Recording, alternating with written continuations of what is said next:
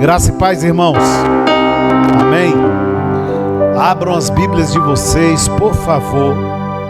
Livro de Esther, capítulo 4.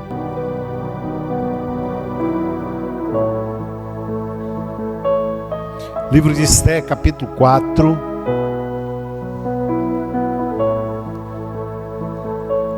A partir do versículo de número 12. Diz assim a palavra do Senhor: E fizeram saber a Mardoqueu as palavras de Esther. Então disse Mardoqueu que tornasse a dizer a Esther: Não imagines em teu ânimo que escaparás na casa do rei, mais do que todos os outros judeus. Porque se de todo te calares neste tempo, socorro e livramento de outra parte virá para os judeus, mas tu e a casa do teu pai perecereis. E quem sabe se para tal tempo como este chegaste a este reino? Então disse Esther que tornasse a dizer a Mardoqueu: Vai, ajunta todos os judeus que se acharem em Susã, jejuai por mim, e não comais nem bebeis por 3 dias, nem de dia nem de noite. E eu e as minhas moças também assim jejuaremos, e assim irei ter com o rei, ainda que não é segundo a lei, e perecendo, pereço. Senhor, aplica a tua palavra nos nossos corações, e que possamos glorificar e bendizer o teu nome, exaltar o Senhor e caminhar firmes e fortes na presença do Senhor, em nome de Jesus. Irmãos, eu quero pensar um pouquinho com vocês nesse texto, nessa noite, sobre propósitos e convicções, tá? O livro aqui de Esther faz a narrativa a respeito de uma moça que foi levada cativa para o palácio e depois se torna a rainha ali naquele palácio. E ela então agora, como rainha, se depara com a situação onde ela precisava mostrar que ela tinha convicções e deveria mostrar que havia convicções fortes e posições fortes diante de uma situação caótica, que era uma situação de morte. E aí nós vamos pensar um pouquinho sobre essas ações dentro do texto de Esther, fazendo aplicabilidade para a nossa vida cotidiana, na nossa caminhada. A Bíblia diz que Esther, ela viu o pai de criação dela, o Mardoqueu, o Mardocai, ele estava triste, tinha vestido panos de saco e ficou jogado lá nas portas do palácio. E aí então aquilo a inquietou, e ela pediu ali os seus servos ali, os eunucos que ali estavam, para ir lá conversar com ele, para saber de fato o que tinha ocorrido. Só que ela não sabia de toda a história, que Amã ou Ramã tinha feito um joguete, porque Mardoqueu não se prostrava diante dele. E como esse Ramã era um príncipe ali do rei, ele bolou uma estratégia e fez um decreto. E esse decreto então agora implicava na condenação de todos os judeus daquele reino. Então Mardoqueu, quando ouviu aquela história, ele ficou muito triste, e aí ele sabia que a situação ia se agravar,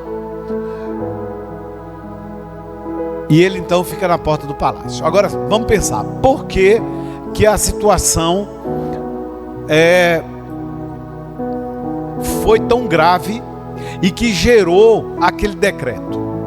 Na verdade, quando Ramã foi colocado como príncipe de Assuero, Mardoqueu não o reverenciava, porque não o reverenciava, porque a ideia de agora Ramã como príncipe era como se fosse um deus.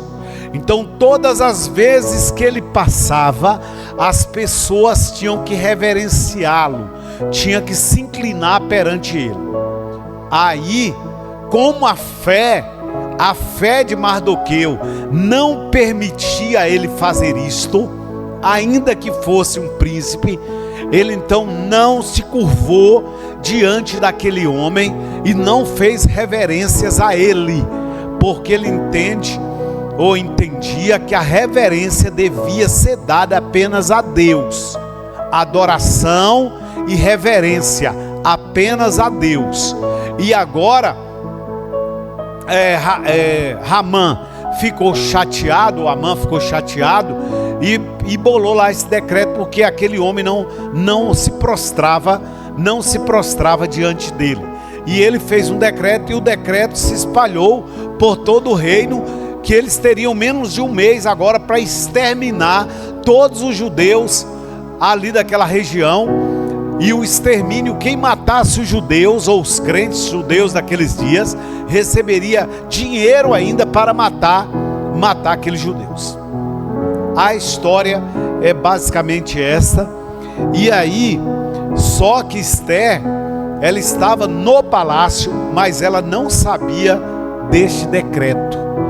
Quando o decreto, agora ela ficou sabendo do decreto, já foi quando o Mardoqueu estava naquela situação, compartilhou ali com o pessoal do palácio.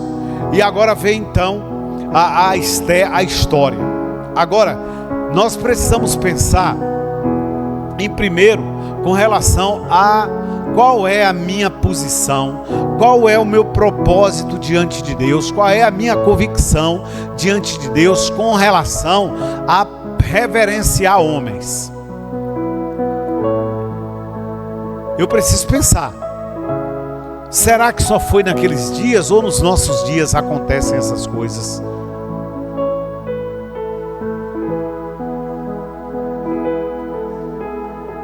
Será que acontece nos nossos dias essas coisas? Pense aí e chegue às suas conclusões. Nós, irmãos, no nosso país, nós sofremos um baque na espiritualidade da nossa nação, e um quebra, e uma ruptura dentro das igrejas evangélicas, de tal forma a descrença e a credibilidade da nossa nação com relação aos evangélicos de uma forma geral foi assim extraordinário no Brasil, desde quando muitos dos nossos pastores colocaram Bolsonaro para ir nos púlpitos, fizeram dos púlpitos palanques políticos. Como diz Boris Casoy, isto é uma vergonha. Púlpito não é lugar para discurso ou plataforma política. Quais são as nossas convicções e os propósitos das nossas vidas dentro da caminhada do Evangelho?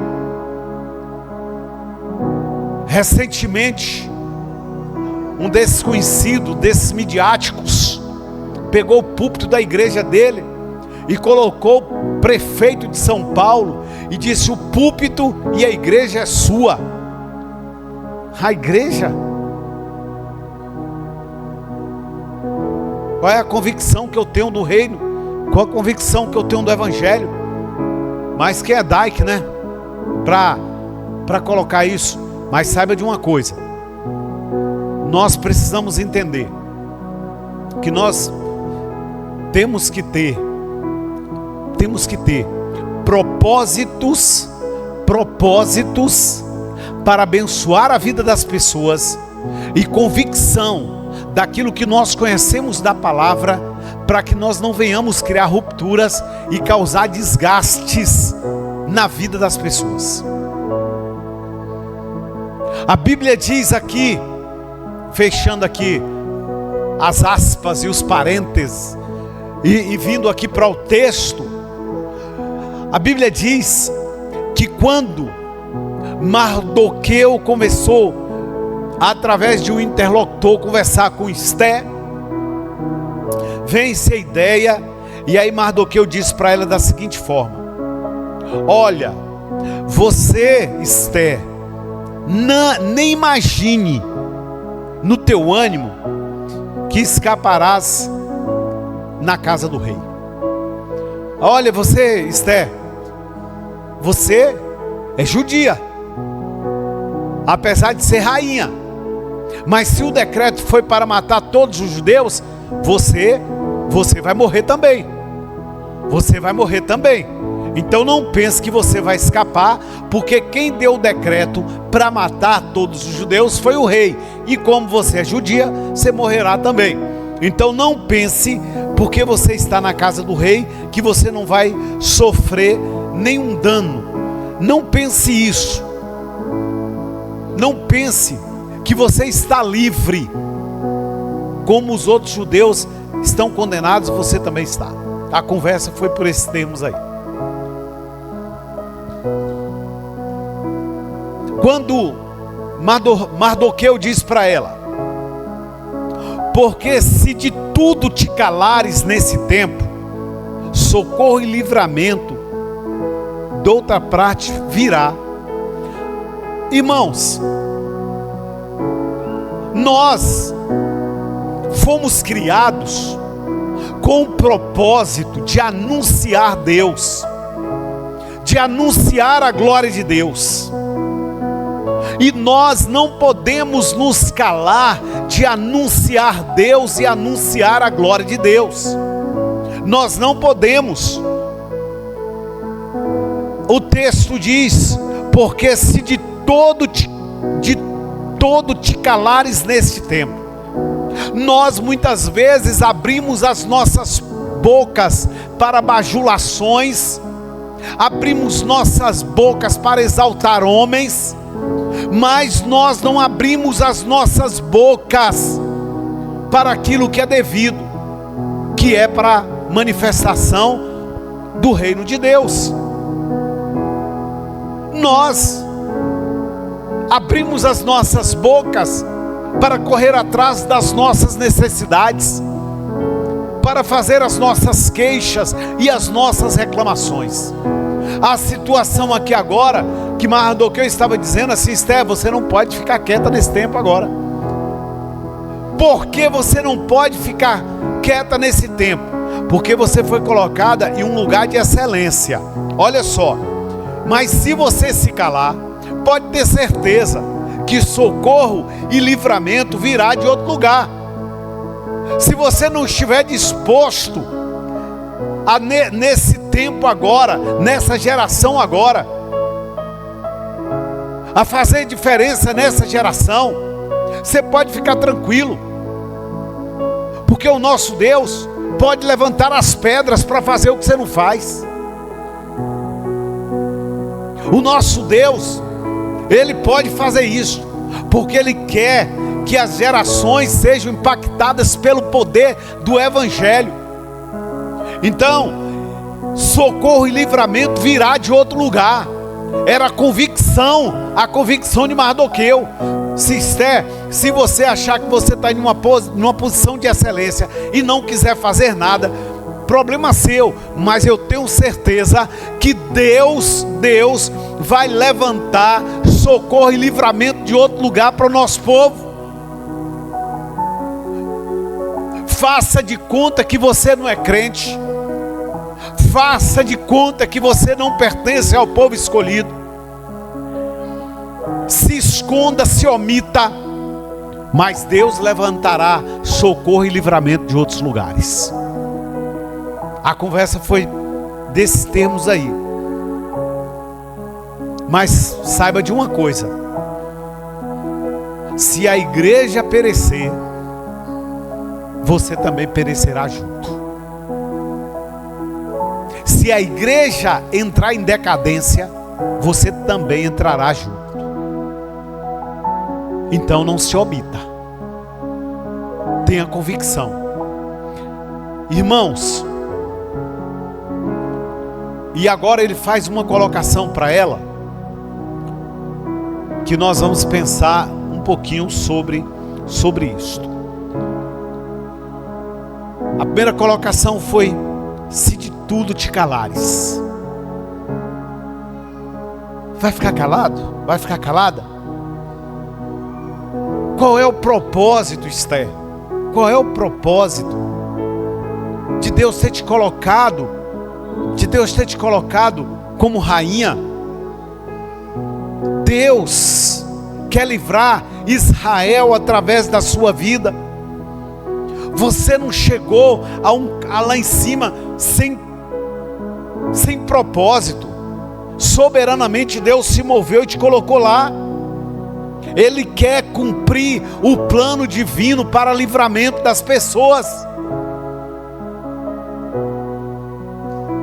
Se de tudo você se calar, não faça isso.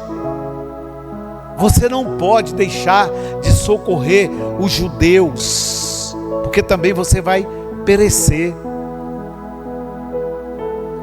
Irmãos, os propósitos de Deus,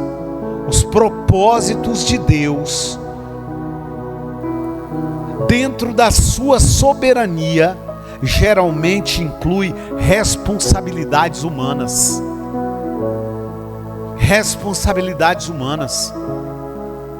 Qual é a minha realidade? Nós recentemente vimos aí alguns mortos aqui na nossa região. A polícia foi lá e entrou em confronto e alguns morreram. Não deveriam. Eu fico muito triste quando eu ouço jovens partindo, novinhos aí, tinham toda uma vida pela frente, mas aí se foram. Aí a gente fala assim: ah, mas é porque fez isso, fez aquilo ou fez aquilo outro. Eu estava envolvido nisso, naquilo ou naquilo outro. Nós, como crentes que estamos na nossa zona de conforto, no nosso palácio, a gente sabe muito bem dizer que foram ir por isso, por aquilo e por aquilo outro. Só que nós temos uma outra geração, nós temos uma geração que está precisando ouvir para não ir para o mesmo caminho. Mas, como eu tenho tanta facilidade para julgar, eu não tenho tanta facilidade para evangelizar. Porque eu estou na minha zona de conforto. Talvez a gente pense: ah, nossa igreja é o palácio. Mas se a cidade perecer, nós fazemos parte desse contexto. Nós vamos perecer juntos.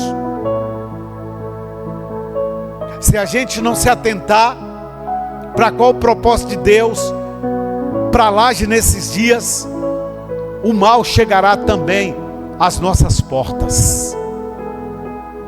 E eu preciso me posicionar. Mas para se posicionar, eu preciso ter convicção daquilo que eu quero. Senão não vou cumprir os propósitos de Deus nunca na minha vida. Eu vou cumprir os meus propósitos.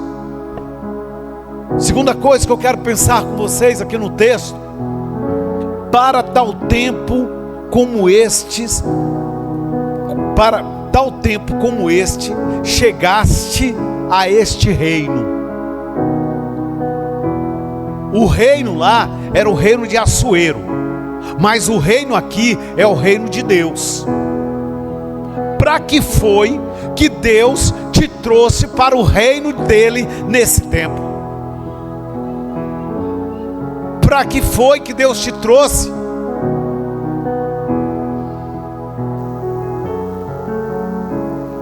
É o reino agora, irmãos. E aqui, se você depois fazer a leitura, você vai entender que essa pergunta aqui, ela é o trecho que revela o significado do livro de Esther. O significado, a base é este aqui. A Bíblia diz em Atos capítulo 13, versículo de número 36, que Davi serviu a geração dele e morreu. Se você quiser, abra lá o texto, por favor. Atos capítulo 13.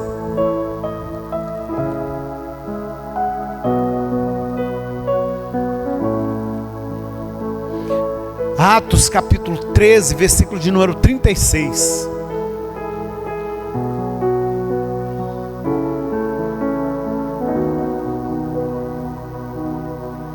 Porque na verdade, tendo Davi no seu tempo, servindo conforme a vontade de Deus, dormiu e foi posto juntamente com seus pais e viu a corrupção. Porque na verdade, tendo Davi no seu tempo servido conforme a vontade de Deus. No seu tempo, no reinado dele.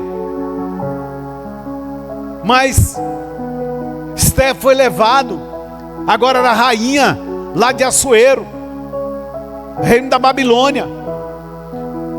Tudo bem, mas agora nós fomos trazidos para o reino de Deus. E como trazidos para o reino de Deus, qual é a proposta para nós? Para esse tempo, para essa geração, você não pode se calar. Você precisa se posicionar.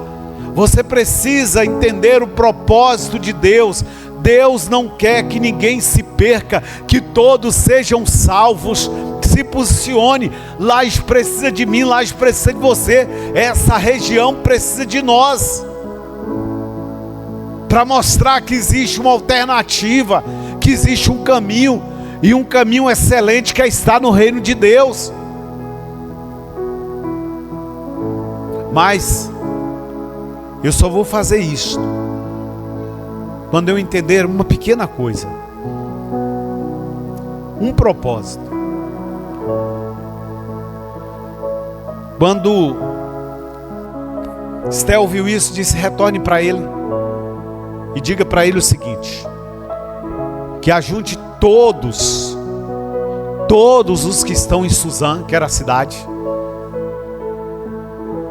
Reúna todo mundo lá, os judeus que estão com a expectativa de perecer. Reúna todos e comece a jejuar por mim. Jejue durante 3 dias, não coma e nem beba. E eu vou me arriscar, eu vou arriscar a minha vida em aparecer na presença do rei. Porque não é o tempo de me apresentar, mas eu vou me arriscar. E ela disse o seguinte, vamos lá, versículo 16: vai, ajunta todos os judeus que se acham em Suzã, jejuai por mim, e não comais nem bebais por 3 dias, nem de dia nem de noite, e eu e as minhas moças também sim jejuaremos, e assim irei ter com o rei, ainda que não é segundo a lei. Perecendo eu, perecerei. Perecendo eu, perecerei. Então o ponto que eu quero pegar agora é este: você está disposto a doar a sua vida em prol do reino de Deus? Você está disposto a colocar a sua vida em risco em favor de outros para anunciar o reino? Ou você é aquele que é o mais crente na igreja, mas fora dela você se esquece que você é o mais crente da igreja?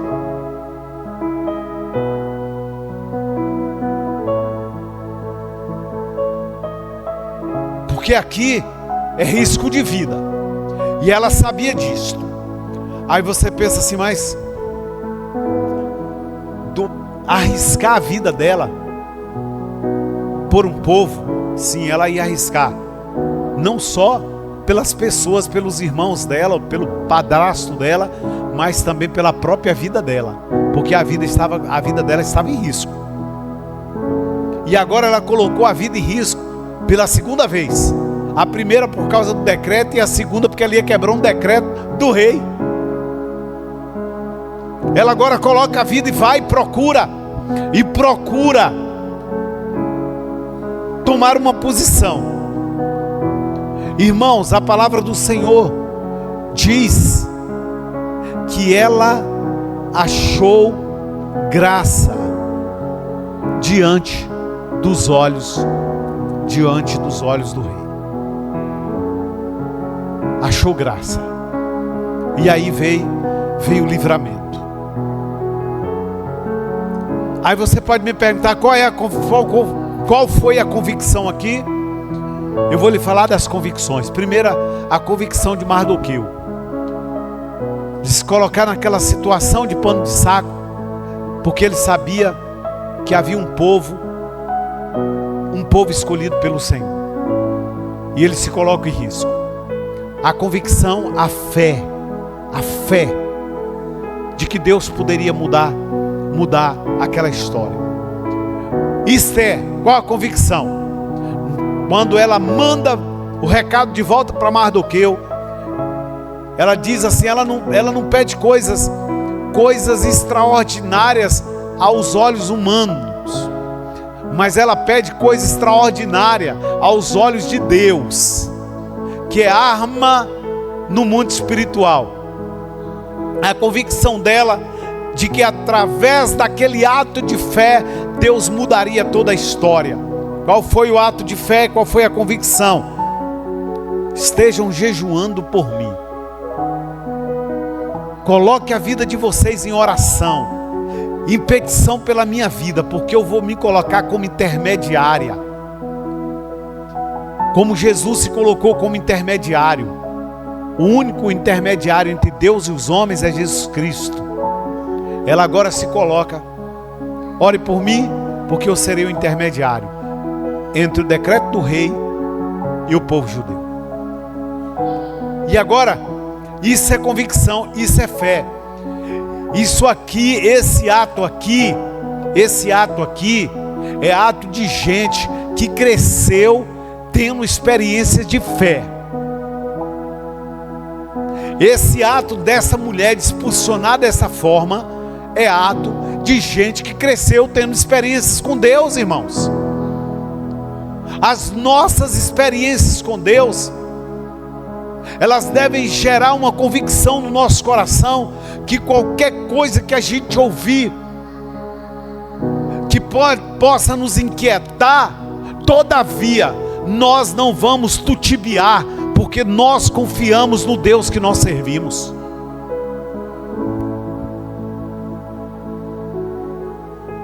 Confie em Deus. Confie em Deus. E Ele te honrará. Confie no Senhor. O livro de Samuel diz: confie no Senhor, e Ele te livrará. Mas ouça os profetas, e você prosperará. Sabe, irmãos, convicção. Se nós, eu estava na escola bíblica dominical com os homens domingo passado, e aí nós conversamos a respeito de ateísmo, e alguns falaram assim: porque alguns vão para a faculdade e desviam na faculdade, aí a culpa é da faculdade. Eu falei: não, a culpa não é da faculdade, não. A culpa é das igrejas, quais essas pessoas pertenciam e foram para a faculdade. Aí por quê? Porque a Bíblia diz: errais por não conhecer as Escrituras e não conhecer o poder de Deus. Aquelas pessoas que conhecem as Escrituras e que têm experiências com o poder de Deus, não vai ser uma breve conversa sobre ateísmo que vai te tirar da presença de Deus.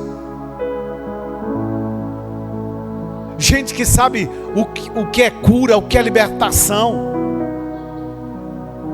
não vai por esse caminho. Mas se não teve experiência para marcar a vida, vive um evangelho de faz de conta, de contos da carochinha, de blá blá blá blá blá blá blá blá blá. Aí chega lá, entra pelo caminho do ateísmo, do liberalismo teológico, da teologia progressista, e vão entrando por esses caminhos, do marxismo, que é uma das grandes desgraças para o mundo, de homens que viraram, que um dia aprenderam sobre fé, negaram a fé e criaram ideias terríveis. Quais são as convicções de evangelho que a gente tem impregnadas nos nossos corações, para na hora do confronto, na hora do aperto, na hora de dizer assim: eu não vou por esse caminho. Você pode ser meu amigo, pode ser meu pai, pode ser minha mãe, eu não vou por esse caminho, porque eu tenho uma convicção no meu coração. Na hora do aperto, aí muda, aí nem parece mais que servia a Deus, que estava na igreja, e aí fica uma coisa horrorosa. Eu acho interessante isso, irmãos. Só pensando aqui, quando o Dinho está ministrando louvor aqui, diz assim: vamos adorar bem alegres e tal. Aí umas caras de cansados, de oprimidos, de sobrecarregados. Aí quando ouve o paredão cantando no meio da rua, uma música que não exalta Deus, que exalta homens, aí fica todo mundo saliente, levanta a mão e bate palma e faz gesto. Que isso? Que isso? Que evangelho é esse? Que evangelho é esse?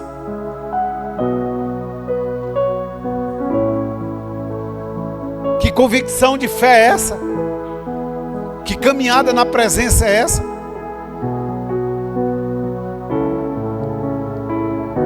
Mas é porque meu pai, porque minha mãe. Sabe o que eu disse para os meus filhos? E eu sei que eles não querem.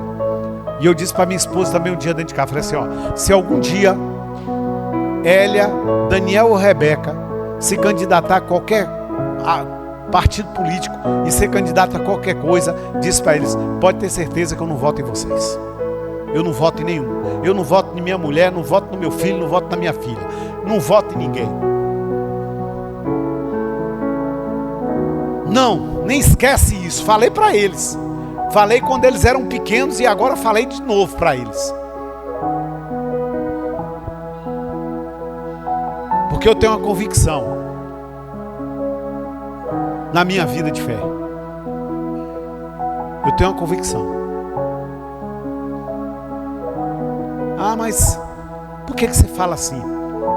Porque eu posso falar assim. Porque eu posso falar assim.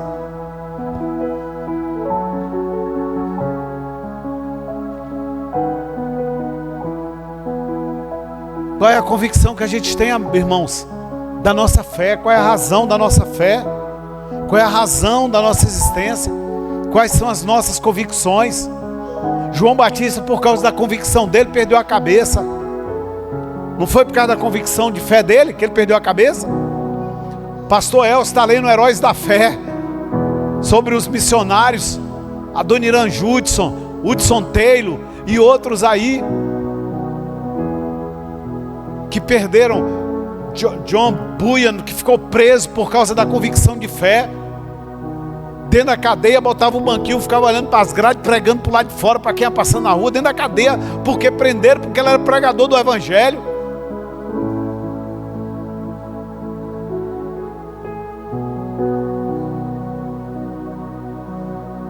Qual é a convicção da minha fé? Eu quero saber da minha fé, irmãos. Não é agora aqui no meio do culto aqui não, que está tudo maravilhoso.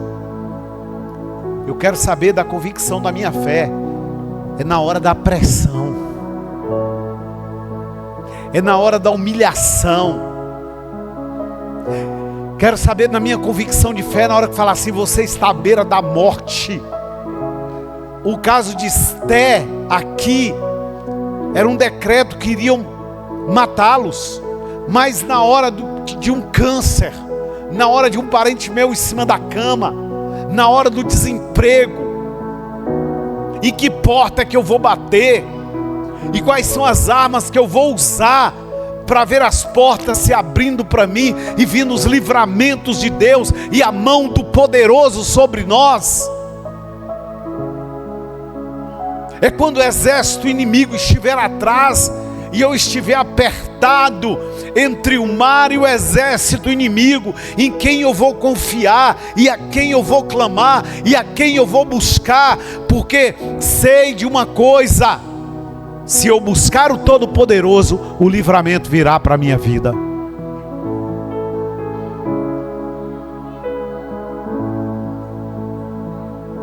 Queridos irmãos, se eu perecer, pereço. Convicção de fé. Aí você diz assim: mas só foi essa frase dela? Não. Atos capítulo 20, versículo de número 24, o apóstolo Paulo diz assim: eu sei de uma coisa, que eu não tenho a minha vida por preciosa, contanto que eu cumpra de forma cabal a vocação para a qual eu fui chamado.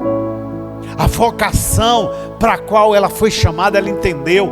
Deus me colocou lá em cima, agora eu vou me manter dentro daquilo que Deus quer para a minha vida. No nosso entendimento, a maioria dos crentes que vão para o poder se corrompe. Que tristeza, que tristeza, que tristeza. E eu não estou falando agora de poder político, eu estou falando de uma forma geral. Não deveria ser assim. Na hora do aperto, na hora das propostas, eu devo me posicionar. Não farei nada para envergonhar Jesus. Não farei nada para envergonhar a minha igreja. Não farei nada para que meu pastor tenha vergonha de mim. Não farei nada para que minha família não tenha vergonha de mim. Eu não farei nada para que meu cônjuge não tenha vergonha de mim, que os meus filhos não tenham vergonha de mim. Eu não farei nada para que minha esposa tenha vergonha de mim, ou que meus amigos tenham vergonha de mim. Eu vou me conduzir, ainda que eu pereça, e se devo perecer, eu vou perecer, mas eu não farei nada. Eu apenas cumprirei aquilo que Deus quer para mim nesta geração. E esse aqui é o caminho. Este é o caminho, irmãos. Se tiver de perecer, pereço. Pois a minha vida, ela não é preciosa mais aos meus olhos.